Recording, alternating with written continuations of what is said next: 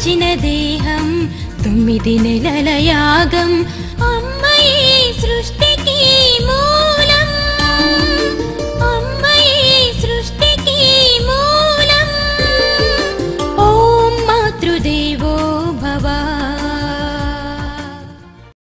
ఓం మాతృదేవో భవ ప్రేక్షకులకు నమస్కారం. మన వాళ్ళు సాధారణంగా ప్రమాదం ముంచుకొచ్చాక గాని డాక్టర్లను కలవరు. దానికి అనేక కారణాలుండొచ్చు. కనుక సిజేరియన్ ఆపరేషన్ కు దారి తీస్తున్న పరిస్థితులను మార్చుకుంటే దాని అవసరం ఉండదు. డాక్టర్ ఏం చెప్తున్నారో విందాం. డాక్టర్ గారు, ఇంతకు ముందు కంటే ఇప్పుడు సిజేరియన్ ఆపరేషన్స్ ఎక్కువ అవుతున్నాయి కదా, ఎందుకని? ప్రపంచం మొత్తం మీద గత 30-40 సంవత్సరాలుగా ఈ సిజేరియన్ సెక్షన్ ఆపరేషన్ సంఖ్య పెరుగుతూ ఉంది. మన పరిస్థితుల్లో సమాజంలో వచ్చిన మార్పులు, కుటుంబ వ్యవస్థలో వచ్చిన మార్పులు, తర్వాత అదేవిధంగా మన దృక్పథంలో వచ్చిన మార్పులు, వైద్య రంగంలో వచ్చిన మార్పులు వీటన్నిటికి కారణాలు. సమాజంలో వచ్చిన మార్పుల వల్ల ఎలా ఆపరేషన్లు పెరిగాయి? ఈ సమాజంలో వచ్చిన మొట్టమొదటి మార్పు ఏంటంటే మన పిల్లల మ్యారేజ్ ఏజ్. పాతకాలంలో ఏంటంటే చిన్న వయసులో అయ్యేది. ఒక 20-25 సంవత్సరాలకి ప్రెగ్నెన్సీస్ రావడము, డెలివరీ రావడం అంతా జరిగిపోయేది. ఈ 20 to 25 ఇయర్స్ అనేది ideal age for pregnancy and delivery. ఇప్పుడు అనేక రకమైన కారణాల వల్ల చాలామంది మన అమ్మాయిలు బాగా చదువుకుంటున్నారు. వాళ్ళ కెరియర్ వల్ల అయితేనేమి 30 సంవత్సరాలు 35 సంవత్సరాలు పైబడి కూడా మ్యారేజెస్ జరుగుతున్నాయి. సో ఈ ఇంక్రీజింగ్ ఏజ్ వల్ల కూడా కొంత సిజేరియన్ ఇన్సిడెన్స్ పెరిగింది. అంతేకాకుండా తల్లి వయసు 30 సంవత్సరాలు దాటినప్పుడు కొన్ని medical diseases complicating pregnancy like BP కానీ షుగర్ కానీ వచ్చేదానికి అవకాశం ఉంటుంది. ఇటువంటి వాళ్ళల్లో కూడా సిజేరియన్లు అయ్యేదానికి కొంత అవకాశం ఎక్కువ. ఇక రెండవ విషయానికి వస్తే సంతానలేమి అంటే ఇన్ఫర్టిలిటీ. ఇందాక చెప్పాను కదా, వయసు ఎక్కువ అవుతుంది కాబట్టి అదొక కారణం ఇన్ఫర్టిలిటీకి. రెండోది ముఖ్యంగా మగవాళ్ళలో స్మోకింగ్, ఆల్కహాలిజం పెరగడం, ఎన్విరాన్మెంటల్ పొల్యూషన్ వల్ల స్పెర్మ్ కౌంట్స్ తగ్గిపోతున్నాయి. సో ఇటువంటి పరిస్థితుల్లో మన అడ్వాన్స్ టెక్నాలజీస్ ఉన్నాయి కాబట్టి టెస్ట్ బేబీ పద్ధతులు అంటే IVF ICSI ద్వారా కూడా గర్భాలు వస్తున్నాయి. సో ఈ పేషెంట్స్ ఏంటంటే 15-20 సంవత్సరాల గర్భం వచ్చి ఉంటుంది, చాలా వ్యయ ప్రయాసాలతో గర్భం వచ్చి ఉంటుంది, మళ్ళీ వస్తుందో రాదో తెలియదు. పేషెంట్ వాళ్ళ హోల్ ఫ్యామిలీ టెన్షన్లో ఉంటుంది డెలివరీ అయ్యి ఆ బేబీ చేతికి వచ్చేంత వరకు. వీళ్ళల్లో విపరీతమైన టెన్షన్ ఉంటుంది కాబట్టి మామూలు గర్భసంచి ద్వారం తెరుచుకోవడంలో కానీ మెత్తపడడంలో అంటే నార్మల్ డెలివరీ ప్రాసెస్లో రావాల్సిన చేంజెస్ రావు. ఇటువంటి వాళ్ళల్లో కూడా సిజేరియన్ ఇన్సిడెన్స్ ఇంక్రీజ్ అయ్యింది. ఇకపోతే అధిక బరువు. ఇప్పుడు మన పిల్లలు ఆటలు అనేది ఏదో తెలియదు, చదువు మాత్రమే. పెళ్ళయ్యే టైంకి చాలామంది అధిక బరువుతో ఉంటున్నారు. దానికి వీళ్ళ ఆహారపు అలవాట్లో కూడా మార్పు వచ్చాయి. ఈ high calorie junk food, ice creams, pizzas, burgers ఈ తినడం వల్ల కూడా బరువు పెరుగుతున్నారు. ఇట్లా అధిక బరువు ఉన్నప్పుడు గెస్టేషనల్ డయాబెటీస్ ఇన్సిడెన్స్ పెరిగింది. అంతేకాకుండా ప్రెగ్నెన్సీ ఇండ్యూస్డ్ హైపర్ టెన్షన్ అంటాం, అంటే బీపీ రావడం. అటువంటి సందర్భాల్లో కూడా కొంత సిజేరియన్ ఇన్సిడెన్స్ ఇంక్రీజ్ అయ్యేదానికి అవకాశం ఉంటుంది. కుటుంబ వ్యవస్థలో వచ్చిన మార్పుల వల్ల సిజేరియన్ ఆపరేషన్స్ పెరిగాయన్నారు కదా, ఆ మార్పుల గురించి వివరిస్తారా? జాయింట్ ఫ్యామిలీ సిస్టమ్ బ్రేక్ అయిన తర్వాత చాలా అనర్థాలు వచ్చాయి. మన పిల్లల్ని పెంచే విధానం, తర్వాత మన క్యారెక్టర్, వాల్యూస్ అన్ని జాయింట్ ఫ్యామిలీ సిస్టమ్ నుంచే వచ్చేది. ఇకపోతే ప్రెగ్నెన్సీ డెలివరీని గురించి చూస్తే ఒక జాయింట్ ఫ్యామిలీ అంటే 10-15 మంది ఉండేవాళ్ళు. ఈ గర్భిణీ స్త్రీ చాలామంది ఈ గర్భం రావడం, డెలివరీ కావడం అంతా చూస్తుండేది. కాబట్టి ఈ డెలివరీ అనేది చాలా సాధారణ విషయంగా తనకు అనిపించేది. రెండోది వస్తే ఈ పెద్దవాళ్ళ అండ చాలా బాగుండేది. ఇంట్లో ముసలి ఉంటారు, వాళ్ళు కనీసం ఒక 10-15 డెలివరీలు కూడా చూసుంటారు. వాళ్ళు చాలా కాన్ఫిడెంట్గా ప్రెగ్నెన్సీలో వచ్చే చిన్న చిన్న ప్రాబ్లమ్స్, వాంతులు అవుతున్నాయా, ఏం కాదులే తగ్గిపోద్ది 3 నెలల తర్వాత అని చెప్పి సపోర్ట్ చేసేవాళ్ళు. తర్వాత ఫిజికల్గా కూడా చాలా హెల్ప్ ఉండేది. తనకు ఒకవేళ ఒళ్ళు బాగా లేకుండా పని చేయలేకపోయినా కానీ పని జరిగిపోయేది, ఎవరో ఒకరు చేసేవాళ్ళు. అదేవిధంగా పిల్లల్ని పెంచడం కూడా పెద్ద కష్టం కాదు. అందుకని ఆ కాలంలో 5 మంది 10 మందిని కన్నా కానీ ఏం ప్రాబ్లం లేదు. ఇక ఆఖరి విషయానికి వస్తే మదర్ని డెలివరీకి ప్రిపేర్ చేసే ప్రాసెస్ చాలా ఎక్సలెంట్గా ఉండేది. పెయిన్కి మొదటి నుంచి కండిషన్ చేసేవాళ్ళు. ఎట్లా, ఆడపిల్లవు చిన్న దెబ్బ తగిలింది అనుకోండి, నువ్వు ఈ నొప్పి భరించలేకపోతే రేపు కాన్పునొప్పులు ఎట్లా భరిస్తావు అనేది. దీనికి ఒక చిన్న ఎగ్జాంపుల్ చెప్తాను. పెయిన్ అనేది మన మెంటల్ స్టేట్ని బట్టి ఎంత మనకి పెయిన్ ఉండేది అనేది ఉంటుంది. ఒక సోల్జరు యుద్ధానికి పోయాడు అనుకోండి, దెబ్బలు తగులుతాయి, హాస్పిటల్కి మళ్ళీ వెనక్కి తీసుకొస్తారు. ఇతనికి పెద్దగా పెయిన్ ఉండదు, ఉంటుంది, కానీ అదే దెబ్బలు మనకు తగిలితే ఇంకా చాలా ఎక్కువ ఉంటుంది. ఎందుకంటే ఇతనికి తెలుసు యుద్ధానికి పోతే మనం బతుకుతాం చేస్తామో తెలియదు. అటువంటి పరిస్థితుల్లో ఏదో దెబ్బలు తగిలి వెనక్కి వస్తే ఈజ్ హ్యాపీ, నేను బతుకున్నాను ఫస్ట్, మళ్ళీ వారికి పోవాల్సిన అవసరం లేదు. అదే ఒక బిజీ ఎగ్జిక్యూటివ్ ఉన్నాం అనుకోండి, ఏదో పోతుంటాడు కారులో, సడన్గా చిన్న యాక్సిడెంట్ జరిగి ఒక ఫ్రాక్చర్ జరిగితే కూడా అతనికి నొప్పి ఉంటుంది. ఎందుకంటే దానికి ఆయన ప్రిపేర్డ్ కాదు. రెండోది నాకు ఇంత లాస్ వస్తుంది, అంత లాస్ వస్తుంది, నా టైం అంతా వేస్ట్ అయిందని అతను అనుకుంటాడు. నెక్స్ట్ ఇంకొక విషయం, ఈ డెలివరీ ప్రాసెస్ని గురించి నా ప్లెజర్. ఇప్పుడు ఏ విషయానికైనా కానీ నెగటివ్ పాజిటివ్ రెండు ఉంటాయి. సో ఈ డెలివరీ ప్రాసెస్లో వచ్చే ఆనందం, అంటే డెలివరీ ప్రాసెస్ తర్వాత ఆ ప్లెజర్ మీదే ఫోకస్ చేయించేవాళ్ళు మన తల్లిని. అంటే ఏముంది, డెలివరీ అయిపోతే మంచి బిడ్డ నీ చేతిలో వస్తుంది, నువ్వు సంతోషంగా ఉంటావు. ఇది ఎట్లా ఉపయోగపడేదంటే, ఇప్పుడు ఒక చిన్న ఎగ్జాంపుల్ చెప్తాను. ఓ సినిమా థియేటర్ కొత్త సినిమా రిలీజ్ అయిందంటే మనం పోయి ఎదురుగా నిలబడుకుంటే వాళ్ళ హీరో అభిమానులు వచ్చి ఉదయం 5 గంటల నుంచి కాచుకొని ఉంటారు టికెట్ల కోసం. 12 గంటల దాకా ఉంటారు, క్యూలో ఉంటారు, కొట్టుకుంటారు, చెమట పోస్తుంటుంది. టికెట్ తీసుకొని హాల్లోకి పోయి స్క్రీన్ మీద హీరోని చూసిన వెంటనే విపరీతమైన సంతోషం. ఏంటంటే నాకు ఫస్ట్ డే ఫస్ట్ షో నా హీరోని నేను చూడాలి, దానికోసం నేను ఏమైనా చేస్తాను. క్యూలో నిలబడుకోవడం మిగతా అంతా నాకు పెద్ద బాధ అనిపించదు.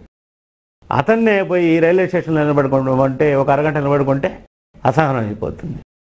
ఆ విధంగా ఈ తల్లిని డెలివరీ అయితే నీకు బిడ్డ, ఆ సంతోషాన్నే ఫోకస్ చేసేవాళ్ళు, కానీ నెగటివ్ థింగ్స్ నుంచి దూరం తీసుకెళ్ళిపోయేవాళ్ళు. అదే ఇప్పుడు పరిస్థితి చూస్తే, అంటే ఇప్పుడు ఏంటి, అప్పుడు డెలివరీలో చాలామంది చనిపోయేవాళ్ళు. చనిపోయినా కానీ కాన్ఫిడెంట్గా ప్రిపేర్ చేయబట్టి వాళ్ళు డెలివరీ అయిన వాళ్ళు ఈజీగా అయిపోయారు. వైద్య సదుపాయాలు లేదు కాబట్టి కష్టం వచ్చినప్పుడు చనిపోయేవాళ్ళు. ఇప్పుడు టెక్నాలజీ బాగా ఇంప్రూవ్ అయింది, ఇప్పుడు ఇంకా సులభంగా జరగాలి డెలివరీ, కానీ ఎందుకు జరగటం లేదు? అసలు అట్లా సైకలాజికల్గా ప్రిపేర్ చేసే స్ట్రక్చరే లేదు. రెండోది, అట్లా సైకలాజికల్గా ప్రిపేర్ కావాలని కూడా తెలియదు. ఇప్పుడు ప్రెగ్నెన్సీ రాగానే మనం ఏమనుకుంటున్నాము, హాస్పిటల్కి పోతున్నాం, మందులు తింటున్నాం, టెస్టులు చేయించుకున్నాం, డాక్టర్ సలహాలు పాటిస్తున్నాం, మన పని అయిపోయింది. ఇంకా డెలివరీ చేసే బాధ్యత అంతా డాక్టర్దే. నా చేతిలో ఇంత ఉంది అనేది కూడా తెలియదు. కాబట్టి ప్రతి పేషెంటు డెఫినెట్గా డెలివరీని కాన్ఫిడెంట్గా ఫేస్ చేసినప్పుడు కాంప్లికేషన్స్ చాలా తక్కువ ఉంటాయి. దానికి ప్రిపేర్ కావాల్సిన బాధ్యత తప్పకుండా హస్బెండ్ది, ఇంకా పేషెంట్ది కూడా. సో ఇది పాతకాలంలో ఏంటంటే ఫ్యామిలీ ప్రిపేర్ చేసేది, ఇప్పుడు ఆ స్ట్రక్చర్ లేదు కాబట్టి వీళ్ళు ప్రిపేర్ కావాలి. వీళ్ళు బెటర్గా కానీ ప్రిపేర్ అయితే డెఫినెట్గా కాన్పులు కూడా సులభంగా అయ్యేదానికి అవకాశం ఉంటుంది. మరి ఇప్పటి ఫ్యామిలీ పరిస్థితి ఎలా ఉంది? ఇప్పుడు ఫ్యామిలీ పరిస్థితి ఏంది మీకు అంతా తెలిసిందే కదా. భార్యాభర్తలు ఇద్దరే ఉంటారు. అనేక సందర్భాల్లో భార్య కూడా ఉద్యోగం చేస్తుంటుంది, ఇంట్లో పని తనే చేసుకోవాలి, జాబ్ స్ట్రెస్. అసలు గర్భం అనేది ఒక పెద్ద పని. గర్భం రాగానే సంతోషంగా ఉండాల్సింది పోయి సంతోషంగా ఉంటారు, అయినా కానీ ఒక భయం ఏంటంటే, అయ్యో నాకు ఫిజికల్గా హెల్ప్ ఎవరు లేరే, నా డెలివరీ ఎట్లా అవుతుందో ఏమో, డెలివరీ టైంకి ఎవరు వచ్చి ఉంటారేమో, తర్వాత డెలివరీ ఒకవేళ ఆపరేషన్ అయిపోతే నాకు ఎవరు వచ్చి హెల్ప్ ఉంటారు. అంతకుముందు అయితే అసలు డెలివరీ ఎట్లా అవుతుంది అని ఆలోచించేవాళ్ళే కాదు, అటువంటి పరిస్థితులే లేవు. అదేవిధంగా ఇంట్లో పెద్దవాళ్ళు ఎవరు లేరు కాబట్టి వాళ్ళ బాధలు ఎవరికి చెప్పుకొని లేరు, ఎవరు సలహా ఇచ్చేవాళ్ళు కూడా లేరు. తర్వాత కేవలం గర్భం అనేది హాస్పిటల్కి పోతున్నాం కాబట్టి ఒక జబ్బు అనే భావన ఉంది, ఇది ఒక న్యాచురల్ ప్రాసెస్ అనే ఫీలింగ్ పోయింది. తర్వాత ఇంతకుముందు ఉన్నట్టు ఆ పెయిన్కి కానీ తర్వాత కండిషనింగ్ ఇవంతా ఏం లేదు. ఫ్యామిలీ సపోర్టు కుటుంబ పరంగా పెద్ద లేదు కాబట్టి ఆ హస్బెండే ఆ రెస్పాన్సిబిలిటీ తీసుకొని వైఫ్ని సపోర్ట్ చేయాలి. మరి మన దృక్పథంలో వచ్చిన మార్పులు ఏ విధంగా సిజేరియన్ ఆపరేషన్స్ను ఎక్కువ చేశాయి? మనకి ఇప్పుడు చాలా ఇన్ఫర్మేషన్ ప్రెగ్నెన్సీ గురించి కానీ డెలివరీ కానీ సిజేరియన్ గురించి తెలుసుకోగలుగుతున్నాం మీడియా ద్వారా, అంటే టీవీ, వార్తాపత్రికలు. కానీ ఈ ఇన్ఫర్మేషన్ని కొంతమంది నెగటివ్గా కూడా ఉపయోగించుకుంటుంటారు. చాలామంది పేషెంట్స్ చూస్తుంటాం, మా ఇంటి పక్కన వాళ్ళకి అబార్షన్ అయింది అని భయపడి వెంటనే వచ్చేస్తారు. లేకపోతే మా రిలేటివ్కి డెలివరీలో కాంప్లికేషన్స్ వచ్చాయి, నాకేమైపోద్దు అని భయంతో వచ్చేస్తారు. మెడికల్ టెక్నాలజీ చాలా అడ్వాన్స్ అయింది. ఇప్పుడు డెలివరీ ప్రాసెస్ కానీ వాటి నొప్పులను కానీ తగ్గించేదానికి కూడా చాలా సులభమైన పద్ధతులు ఉన్నాయి. కానీ టెక్నాలజీ ఒకటే భయాన్ని పోగొట్టలేదు కదా. మరి వైద్యపరంగా వచ్చిన మార్పులు ఎలా సిజేరియన్ ఆపరేషన్స్ ను ఎక్కువ చేశాయి? ఇప్పుడు పాతకాలంలో మనం ఇంతకుముందు అంతా డిస్కస్ చేసుకున్నట్టు కాన్పు డిఫికల్ట్ అయినప్పుడు పిల్లలు తల్లులు మరణించేవాళ్ళు. ఎందుకంటే అప్పుడు వైద్య సదుపాయం సక్రమంగా లేదు. ఇప్పుడు మనకి బ్లడ్ ట్రాన్స్ఫ్యూషన్ ఫెసిలిటీస్ పెరిగాయి, అనస్థీషియా ఫెసిలిటీస్ పెరిగాయి, సర్జికల్ టెక్నిక్ చాలా ఇంప్రూవ్ అయింది. కాబట్టి అటువంటి అవసరం ఉన్నప్పుడు చాలామంది తల్లుల్ని పిల్లల్ని మనం సేవ్ చేయగలుగుతున్నాం. నిజంగానే ఈ టెక్నాలజీ పాతకాలంలో ఉంటే అంతమంది తల్లులు పిల్లలు చచ్చిపోయేవాళ్ళు కాదేమో. డాక్టర్ పేషెంట్ల రిలేషన్షిప్ ఎలా ఉండేది? డాక్టర్ పేషెంట్ రిలేషన్షిప్ పాతకాలంలో ఎక్సలెంట్గా ఉండేది. ఎందుకంటే ఫ్యామిలీ డాక్టర్ సిస్టమ్ ఉండేది. పేషెంట్ డాక్టర్ని తన ఫ్యామిలీ మెంబర్ లాగా భావించేవాడు. ఆ ట్రస్ట్, కాన్ఫిడెన్స్, ప్రేమ, అనురాగం వాళ్ళిద్దరి మధ్య చాలా ఎక్కువ ఉండడం వల్ల అనేక సమస్యల్ని వాళ్ళు అధిగమించగలిగేవాళ్ళు. అంతేకాకుండా ఆ ట్రస్ట్, కాన్ఫిడెన్స్ ఉండడం వల్ల చాలా సందర్భాల్లో ఏం ప్రాబ్లం లేకుండా జరిగిపోయేది. ఏదైనా ప్రాబ్లం వస్తే కూడా యాక్సెప్ట్ చేసేవాళ్ళు. అదేవిధంగా డాక్టర్ కూడా పేషెంట్ని తన ఫ్యామిలీ మెంబర్ లాగా చూసుకునేవాడు. And he used to give his best. దీన్ని బట్టి ఏంటంటే ఇప్పుడు పేషెంట్స్ వాళ్ళకి ఎవరి మీద అయితే పూర్తి కాన్ఫిడెన్స్ ఉందో ఆ డాక్టర్ దగ్గరికి పోవాలి. ఒకసారి ఆ డాక్టర్ దగ్గరికి పోయిన తర్వాత మనకి పూర్తి కాన్ఫిడెన్స్ ఉన్న తర్వాత మనకు వచ్చే లాభం ఏంటంటే ముందు మనం ఫ్రీ అయిపోతాం. మనం ఎప్పుడైతే ఫ్రీ అయిపోతామో మనలో జరగాల్సిన మార్పులన్నీ సక్రమంగా జరుగుతాయి. Delivery will become easy. Second thing ఏంటంటే డాక్టర్ కూడా ఫ్రీ అయిపోతారు ఆ కాన్ఫిడెన్స్ ఉన్నప్పుడు. ఇప్పుడు పేషెంట్స్కి కూడా చాలా చాయిస్ ఉంది కదా. ఎవరినైనా వాళ్ళకి కావాల్సిన వాళ్ళు చూస్ చేసుకోవచ్చు. మరి సిజేరియన్ ఆపరేషన్లు తగ్గే అవకాశమే లేదా? అవసరం వచ్చినప్పుడు ఈ సిజేరియన్ ఆపరేషన్లు ఎట్లా తప్పవు, కానీ డెఫినెట్గా తగ్గించుకునే మార్గాలు ఉన్నాయి. ఇప్పుడు తల్లి మెంటల్గా కాన్ఫిడెంట్గా ప్రిపేర్ అయ్యి మిగతా పరిస్థితులన్నీ నార్మల్గా ఉన్నప్పుడు డెఫినెట్గా నార్మల్గా జరిగేదానికి అవకాశాలు ఎక్కువ. చూశారుగా ఏం చెప్తున్నారు? మనం సరైన అవగాహన ఏర్పరచుకోనందువల్ల మనకే కాదు డాక్టర్లకు కూడా విపరీతమైన టెన్షన్. డాక్టర్దే బాధ్యతంతా అనుకుంటా. సరే, ఇప్పుడు భయం అభయం అనే ఎపిసోడ్ చూద్దాం.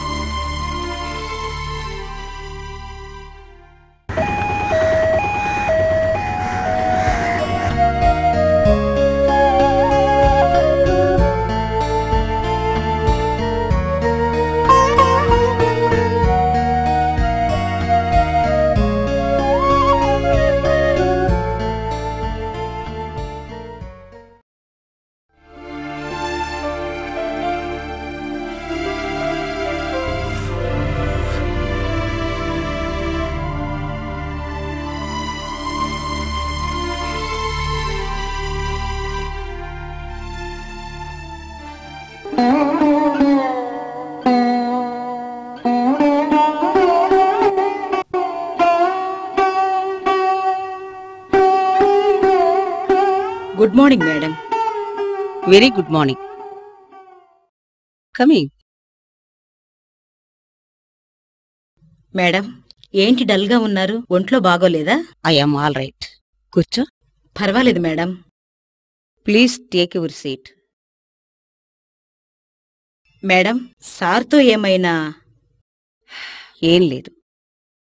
ఏదైనా మనసులో బాధ కలిగితే ఎవరితోనైనా పంచుకుంటే పోతుంది కదా. ఏం మేడం? నాకు వర్క్ బిజీ, టెన్షన్. ఏదైనా మీరే కదా చూసుకోవాలి. Yes madam. యూసీ, మన దగ్గరకొచ్చేవారు గర్భవతులు. ఈ రోజుల్లో అన్నీ చిన్న కుటుంబాలు. ఇంట్లో భార్యాభర్త, పెద్దవారుండరు. గర్భవతి కావడం, కాన్పు విషయాల్లో ఇది ఇలా జరుగుతుందని ధైర్యం చెప్పేవారుండరు.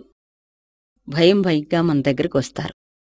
మనం కూడా వాళ్ల కుటుంబంలో ఒక భాగంగా ఆత్మీయత చూపిస్తే ఒంటరితనంతో ఉన్న వాళ్ల మనసుకి ఎంతో ఊరటగా ఉంటుంది కదా. Yes madam. కనీసం మనమైనా వాళ్ళకి కాన్ఫిడెన్స్ కలిగించాలి. మన స్టాఫ్ అలా ఉండాలి. తప్పకుండా మేడం. ఒక్కోసారి నాకే ఎంతో బాధగా ఉంటుంది. కనేది వారైనా బాధ్యతంతా డాక్టర్ మీద పెట్టేస్తారు. జాగ్రత్తలు తీసుకోరు. మీదే బాధ్యత అంటారు. తల్లి బిడ్డ ఆరోగ్యంగా ఉంటేనేమో అభినందిస్తారు. వాళ్ల ఫెయిల్యూర్స్ వల్ల తల్లికి గాని బిడ్డకి గాని ఏదైనా జరిగితే నేరమంతా డాక్టర్ మీదే పెట్టేస్తారు. వాళ్ల ప్రాణాలు కాపాడేసరికి నా ప్రాణాలు గుప్పిట్లోకి వచ్చేస్తాయి. అంత టెన్షన్.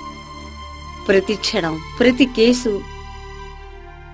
ఒక సవాలు విసురుతూనే ఉంటుంది. అసలు మీ గైడ్ లైన్స్ ఫాలో అయితే వాళ్ళకి ఇబ్బందులుండవుగా మేడం? డాక్టర్ గారు చూసుకుంటారనే ధీమా. ప్రమాదం ముంచుకొచ్చాక తీసుకొస్తారు.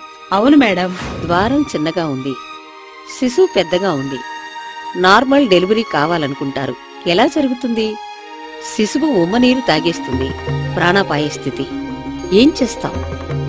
తల్లి కావాలా బిడ్డ కావాలా అనే స్థితి. బిడ్డ బ్రతికినా శాశ్వత వికలాంగే అవుతుంది. Bad condition. స్కానింగ్ చేసి చూస్తే ముందే తెలుస్తుంది కదా, ముందు కాళ్లతో ఉందా, అడ్డం తిరిగి ఉందా అని. చూసుకోరుగా మేడం. నొప్పులొచ్చాక హాస్పిటల్కి వస్తారు మేడం. ఇక సిజరన్ తప్పదు.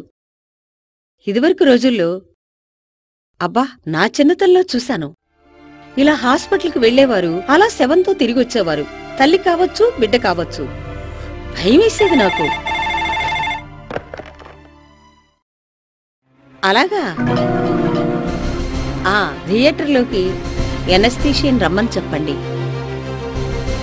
పద సిస్టర్.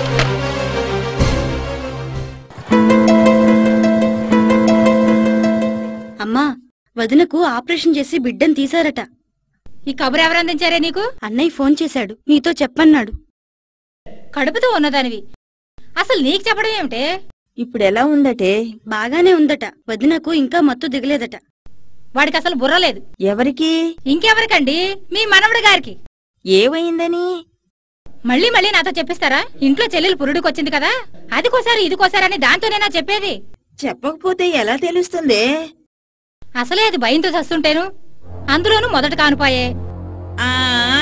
ఇప్పుడు మొదలు చివరా వచ్చాయి.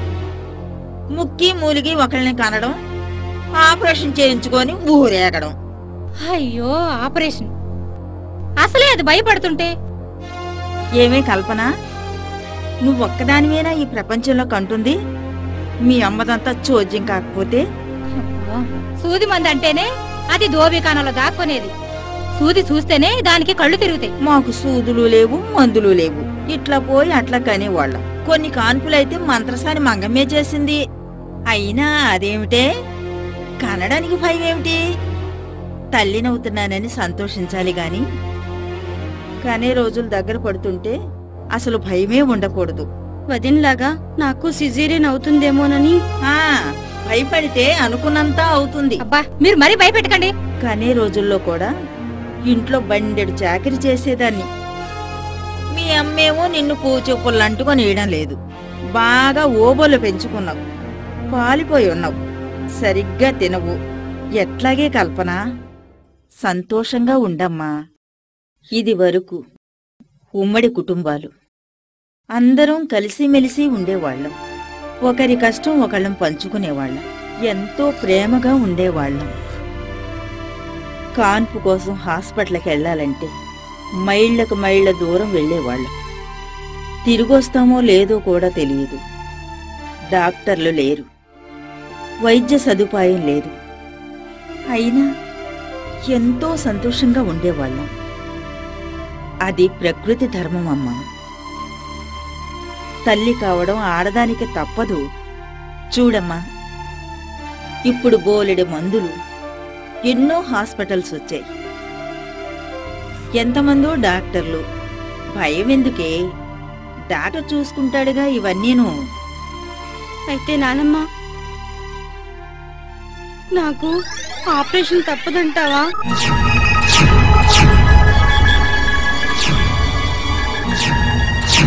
అయ్యో అయ్యో, ఏమిటే, ఏమైందే?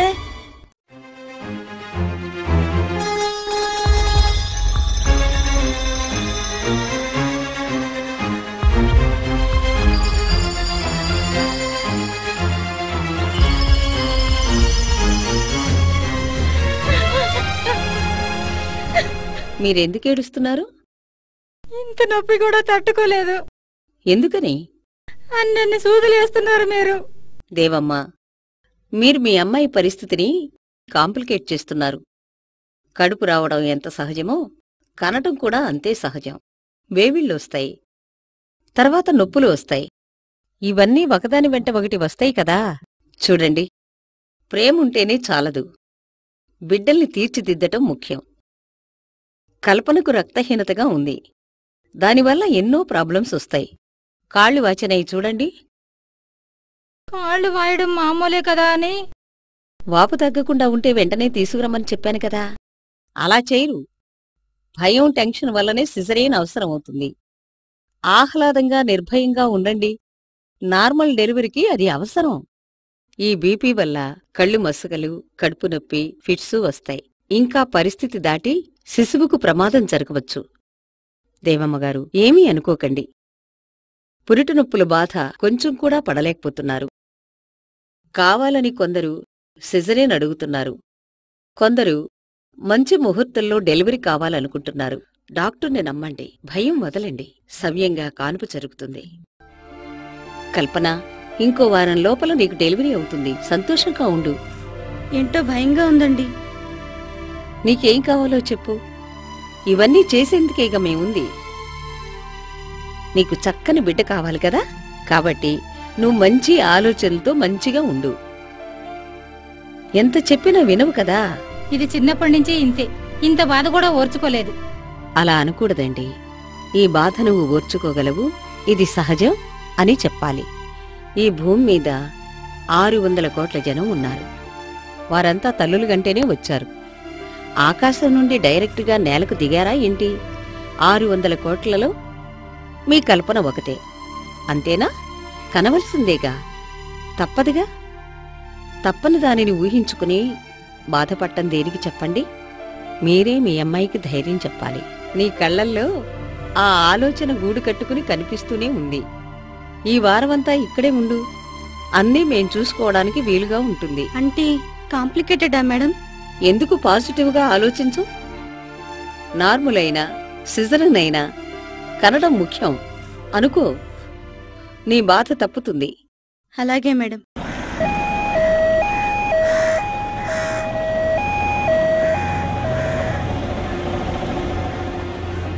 మీ అల్లుడి గారు వచ్చారా? లేదు. ఆపరేషన్ తప్పదా మేడం? ప్రస్తుత పరిస్థితుల్లో తప్పదు. నెక్స్ట్ టైం ముందే వచ్చి కలవండి. ముందు మీరు కన్నీరు తుడుచుకోండి.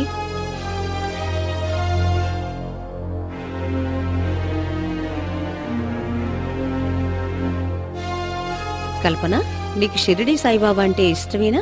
బాగా ఇష్టం మేడం. ఆయన్నే తలుచుకో, నీకు శుభం జరుగుతుంది. పండంటి బిడ్డ పుడతాడు.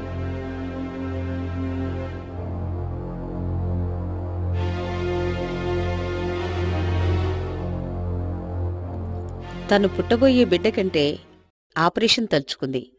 మరి ఆపరేషన్ జరిగింది. ఏదైనా కనడం ముఖ్యం అనుకోవాలి. సిజరిన్ అయినా నార్మల్ అయినా ఏదైనా మంచి మనవణ్ణిచ్చింది.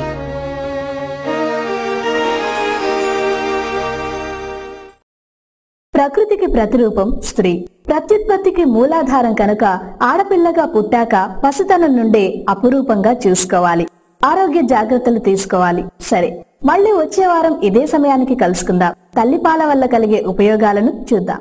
సంతాన సాఫల్యతకై సంప్రదించవలసిన చిరునామా డాక్టర్ ఆండాల్ గారి Lakshmi fertility clinic near Raghava cine complex, Pogathota, Nellore. Phones 0861234180 మరియు 23270118.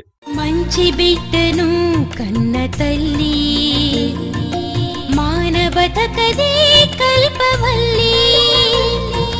దేశ భవితకు ఆమె సారథి, ప్రగతి